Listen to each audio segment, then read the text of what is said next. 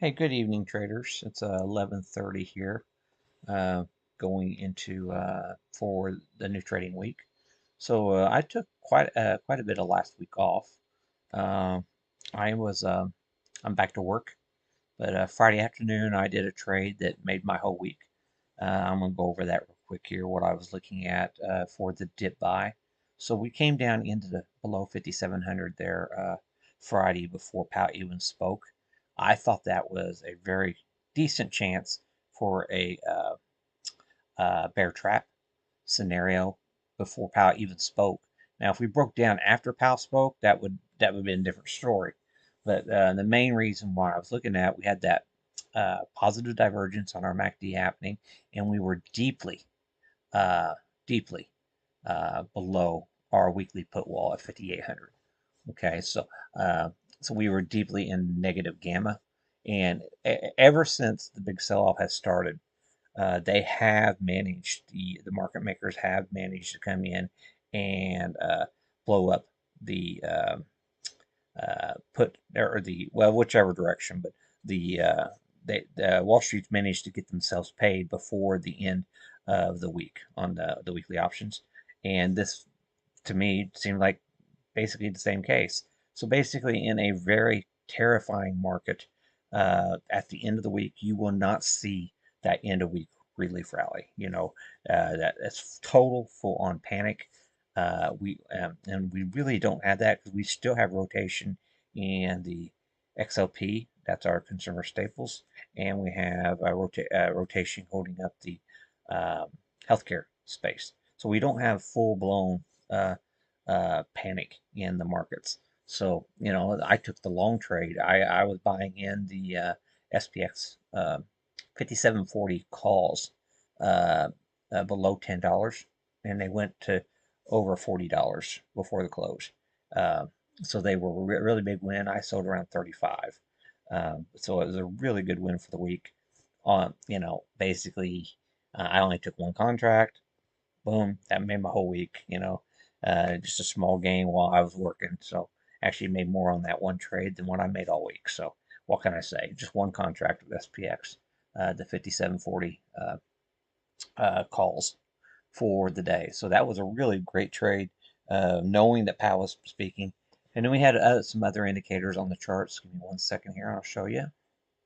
Another big indicator I was looking at here on the weekly, we knew how important that 5,700 level was, and we came below that there Friday, and but we were outside the weekly Bollinger Band as well going into the Powell speech. That suggested to me that there was a decent chance that they were going to try to defend back into the lower Bollinger Band on the weekly, causing a squeeze higher.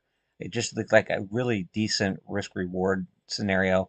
We were also way outside of the market maker expected move for the week.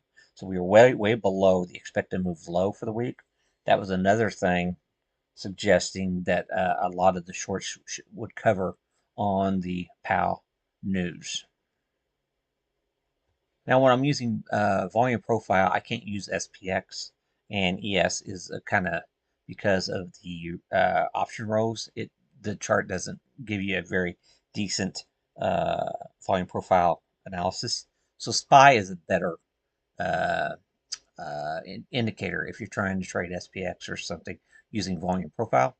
And as I can see here, you can see this really high volume node here. We came right down into that high volume node here, and we defended right where we needed to defend. So if you put a little box right here, you see where that drops off, that volume profile drops off right there. That was right near the lows of the session. And that's awful close where I got in to the long side, thinking that they would try to defend that area. Okay.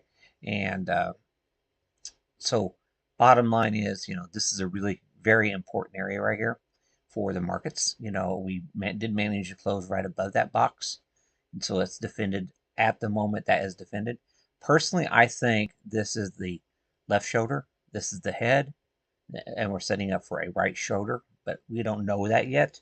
We'll see what happens. Remember, guys, I have been going on and on about the 100-year uh, trend line, which I don't have it on this chart, but we've had a massive rejection of that 100-year trend line.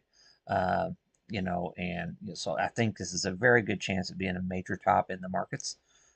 So let's be very mindful of that. Ultimately, though, if this is playing out like a head and shoulders, we're looking for a move back down to around 500. So a potential 500. So you see this volume profile down here. So you're looking at 505 or something like that. Somewhere. See, this here does not look that supported. This low right here does not look that supported to me, given the yearly webs volume profile. So we could actually go a little bit lower on that, down to the 505 area potentially. But it's hard to say uh, exactly where they could end at. But I just would be quite mindful of that scenario on that time frame. Okay. So the main reason I want to be very careful about shorting the markets until the markets tells us to, look at this candle here. For years we heard the term the FANG stocks, Facebook, Amazon, Apple, Netflix, Google. Okay, that was an acronym used for years on this big move up. Of recent, people haven't talked about it very much, but look at the conglomerate of that charts. This is a morning star potential pattern. So a very long bottoming tail wick closed right in the upper 80% of the pattern from Friday. This is quite a bullish candle, potential bullish candle here. So be very mindful if you're trying to push the bear here. This is suggesting to me, a lot of the shorts may need to come out of this market before we can go lower. So be very mindful of that. That's one thing about in a bear market. Even if you're trying to push lower, the market makers want to buy volatility on the cheap. So they will allow the shorts to get blown up so they can reaccumulate short premium, or um, like I said, they want to buy the VIX uh, uh, on the cheap, as cheap as they can get it. And VIX is very volatile, and so they definitely want to. There's a really good chance that they're going to crush volatility to set up so they smart money can reposition themselves, rehedge themselves at lower prices. So even if you're bearish, I would be looking for a dead cat bounce, even as a bear, uh, for where the big boys in the markets can position themselves at a much better rate. Okay. Other critical charts we're looking at is like Tesla. This is technically where you would be looking for buyers to show up. Okay, so we've come down, did a hard back test. I don't know if that's going to play out or not. I mean, this could be a bigger time frame, head and shoulders, and this is all going to be the right shoulder. You never know for sure, but um, just something to definitely be mindful here. And that's another thing, another takeaway, guys. We finished off Biden's era, in the markets with all the central banks around the world, or all the investors around the world, all plowing their money into the U.S. equities right there in the very end stages of the Biden administration. And it caused those big gap ups at the very end. So they were exhaustion highs in the markets. Um, so, that could have been deliberate, to trigger a market reset. And even though Trump's taking the blame for what he's doing, and rightfully so, uh, we were likely well due for this correction. I personally think we are 40% overvalued from the highs. So, I think a move back down into the 4,700 area, 4,500 area in the S&Ps is a very wise uh, scenario. So be very mindful of that going forward. So another way of looking at this, guys, the SPX here, you see where the SPX 100-day moving average is at right here. Uh, this here is really, if the bear does continue to play out here, I would be watching that. If we continue to break down, it did look like that. Um, we're at the very least looking for a dead cat bounce in the markets, and they may actually just want to wait until they have better evidence from the earnings reports to justify further price decreases. So let's be very mindful of that. And then always keep an eye on our SMH in relation to those moving averages as well. Okay, and this does look like a topping area, and you see how this pattern is playing out here, and this 100-day moving average is lining up with these lows. So this is a very real possibility we're going to be coming down to the 100-day moving average here on the SMH. So that's why I don't really want to get too bullish in this market, because this pattern really looks like the 100 is very much in the cards. One other thing I want to point out here. So guys, going into this week, these are from last week's the JEX levels from last week and the prior week. I haven't done the update yet. I looked at it a few minutes ago, and it looks like to me that 58.50 is now the big call wall for the week. And I was actually looking at that before I even looked at the JEX levels, and I wouldn't even want to be a swing long until we got above 58.50. So guys, the big call wall for the week is 58.50, and I don't even want to be the net long. I don't even want to have overnight longs in the market until we got above that. So just be very mindful of that. It's going to be really tough to push this thing up. So let's be very mindful of that. And I can't remember what the downside. The downside's 5,700. So we already hit 5,700. So going into next week, we got a massive foot wall at 5,700. Okay, and so far we've defended it.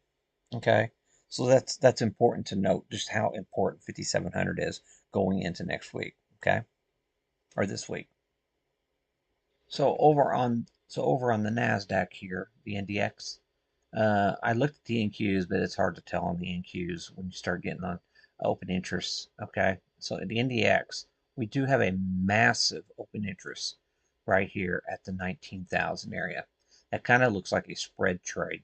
Somebody took, sold the 1900s and put insurance at 18,950. So I do want to point that out. At 19,000, there's uh, a massive NDX.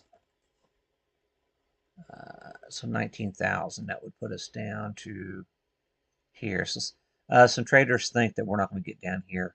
They took a out of the money, probably sold some credit, and thinking we're not going to get down to 19,000 this week.